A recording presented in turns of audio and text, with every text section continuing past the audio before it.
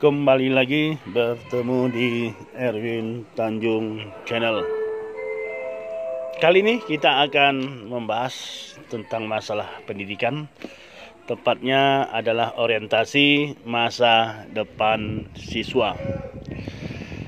Untuk lebih jelasnya, mari kita pahami apa yang dimaksud dengan orientasi masa depan siswa.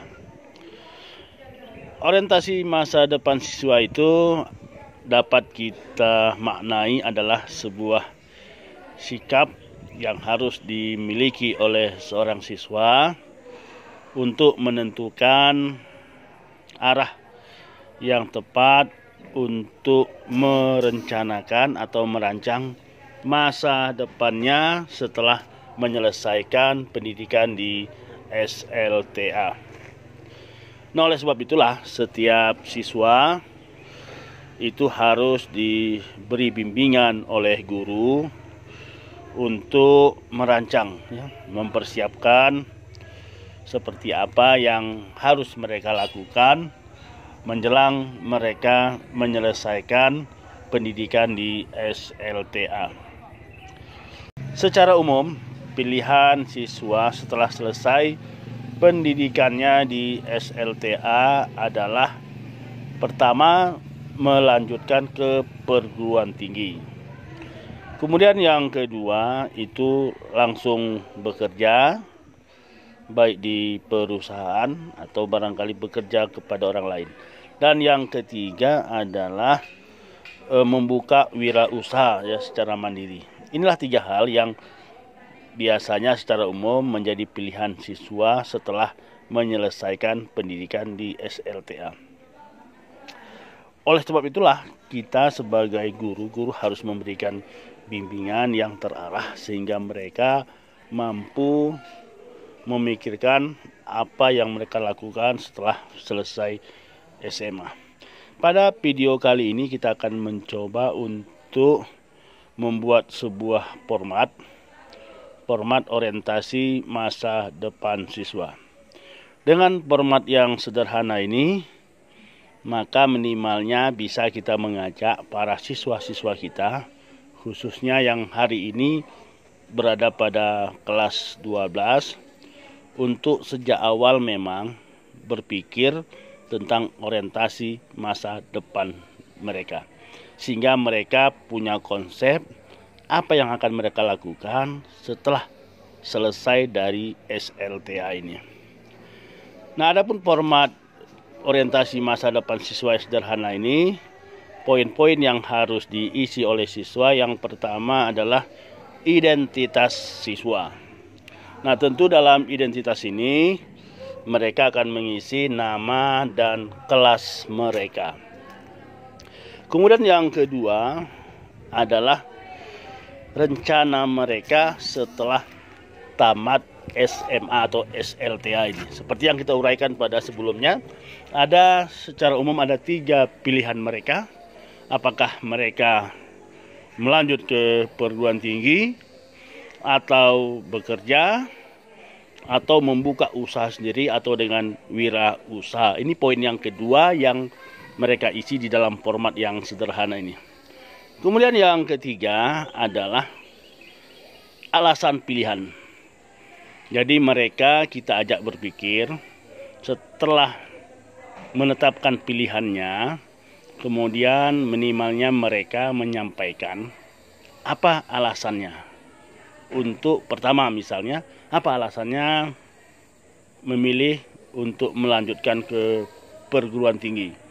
Atau apa alasan misalnya langsung bekerja, atau apa alasannya ketika dia menetapkan ingin berwirausaha. Inilah yang ketiga yang di kolom format orientasi masa depan siswa ini yang akan diisi oleh siswa.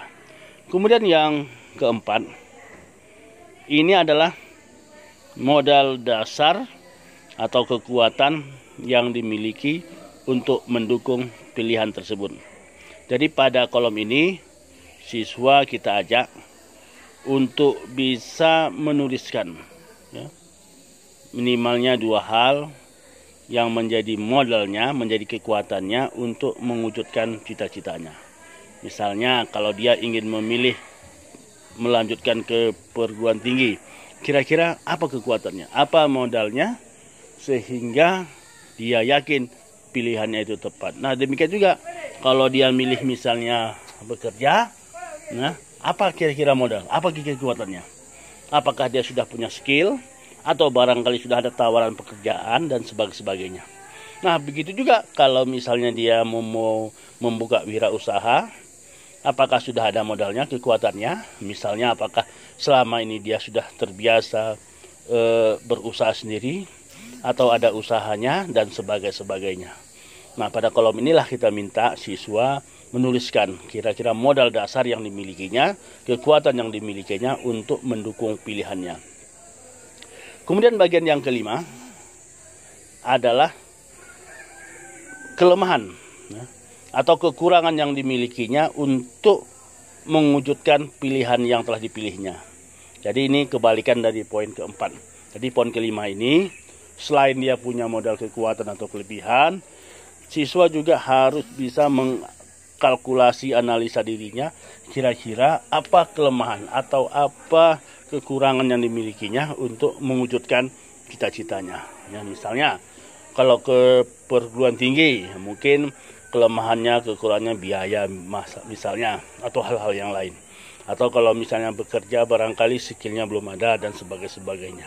Jadi pada poin yang kelima ini, siswa kita minta untuk bisa menganalisa dirinya, ya, di mana kelemahannya atau kekurangannya, sehingga dia bisa nanti bisa membuat dia gagal untuk mewujudkan pilihannya pada kolom sebelumnya. Kemudian yang selanjutnya yang keenam, siswa mencari berbagai informasi terkait pilihannya melalui literasi digital. Nah, pada kolom ini kita minta bahwa setelah siswa menentukan pilihannya, tahu kelemahannya, tahu kekuatannya, maka selanjutnya siswa kita minta untuk mencari berbagai informasi terkait dengan pilihannya. Misalnya, kalau dia misalnya ke perguruan tinggi dengan jurusan tertentu, pada perguruan tertentu, maka dia mencari literasi digital. Kampusnya bagaimana, peluang kerjanya bagaimana, dan sebagainya. Nah, kalau dia pilihan misalnya bekerja, demikian juga. Misalnya dia apa yang diperlukan kalau dia bekerja di kantor, misalnya apa yang diperlukan keterampilan. Sehingga dengan demikian dia bisa melihat kekurangannya sekaligus bisa memperbaikinya. Nah, demikian juga kalau dia misalnya berwirausaha. Apa yang usaha yang akan dilakukannya? Misalnya kuliner. Sejauh mana dia bisa memahami misalnya masakan-masakan kuliner. Atau dia memperdalam kemampuan kulinernya dengan membaca tutorial-tutorial yang berkaitan dengan wirausaha yang akan digelutinya. Maka dalam poin ke-6 ini kita berharap siswa punya semangat untuk mencari, menggali berbagai informasi terkait pilihannya itu di dunia maya atau dengan istilah melalui literasi digital. Kemudian yang ke-7 itu adalah merancang tahapan kegiatan 4 bulan ke depan.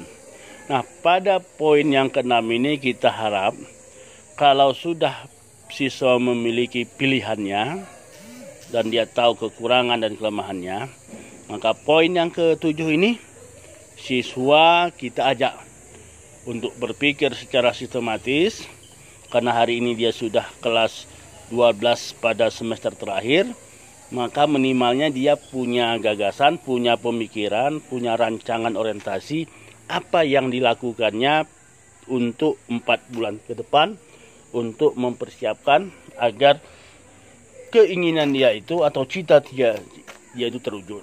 Jadi kalau dia misalnya ke perguruan tinggi, mungkin kalau misalnya perlu seleksi atau perlu untuk ujian tes, dia bagaimana bisa melatih dirinya agar lulus dalam tes daripada seleksi perguruan tinggi misalnya. Atau dia sudah bisa merancang misalnya tentang kondisi-kondisi yang akan dilakukannya. Misal mencari informasi dari berbagai teman-temannya, atau barangkali kapan dia bisa mencek perguruan tingginya atau tempat kosnya dan sebagainya. Nah, demikian juga kalau dia bekerja. Mungkin kalau dalam 4 bulan ke depan itu dia merancang kira-kira mau dia bekerja sebagai apa. Kalau misalnya dia ingin bekerja kepada perusahaan, dia harus mencari informasi. Bila perlu, barangkali sudah bisa mengancang-ancang kapan dia melamar pekerjaan. Atau kalau ada keluarga misalnya bekerja pada sebuah perusahaan, dia sudah bisa secara tahap per tahap untuk mencari informasi sekaligus barangkali menanyakan peluang dia kerja. Nah, demikian juga kalau dia misalnya berwirausaha, siswa sudah bisa barangkali melatih dirinya ya, mungkin manajemen keuangan, mungkin tutorial masalah masak-memasak kalau dia bergelut dalam bidang usaha memasak misalnya, atau bagaimana kalau dia misalnya bergelut dalam bidang bisnis misalnya, kira-kira dia sudah berpikir bagaimana bisnis akan dilaluinya, bisnis apa dan bagaimana sebagainya.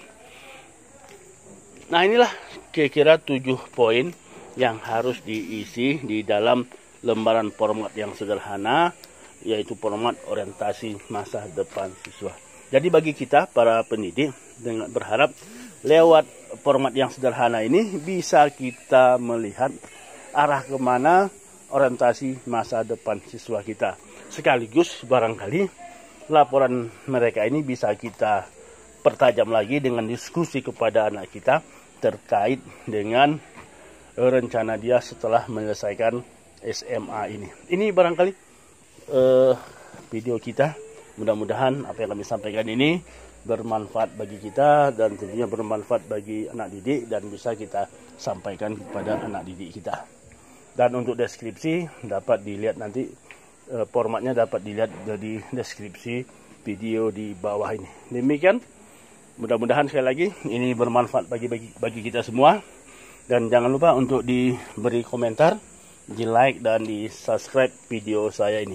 Terima kasih, sampai ketemu pada video-video selanjutnya.